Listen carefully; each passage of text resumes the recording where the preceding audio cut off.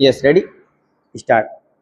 We are trying to give publicity to ministerial activities, and it is inevitable that some such publicity should be given because ministers are in charge of the government, but one abroad does not get a real idea of what is happening in the country.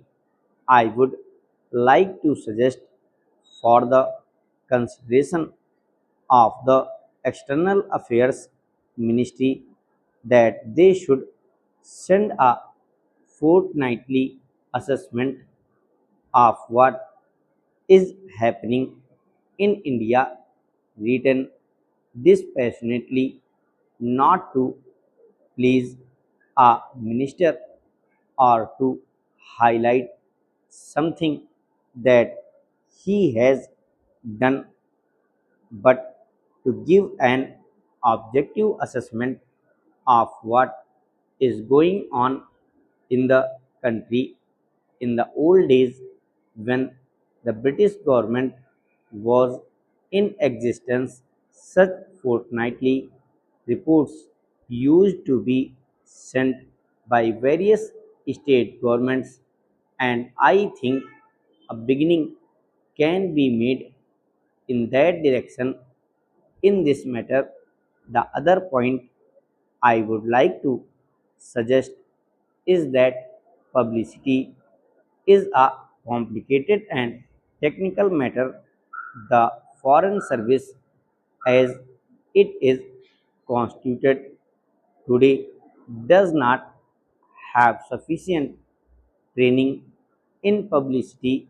The Estimates Committee, which went into the demands of the External Affairs Ministry, mentioned about the methods of training which have been adopted, but since our foreign service men are not trained in publicity work, and one sees, for example, that a lot of confusion has arisen in the United States over Ambassador Nehru's statement.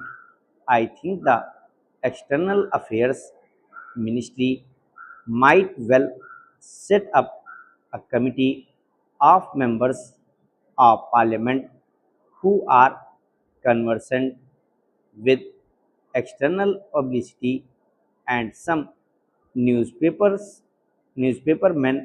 to advise the External Affairs Ministry from time to time. I do not think that the committee will ask for information which is confidential or secret, but they can assist the newspapermen. There are a handful of competent men who would be willing to serve on the committee in an advisory capacity. They would be capable to tell the External Affairs Ministry what should be done in order that our news publicity abroad is better. I might mention also that the Estimates Committee had recommended the creation of a cultural cell. Sir, to my mind, we have also to be clear in our mind regarding the objective of rural industrialization.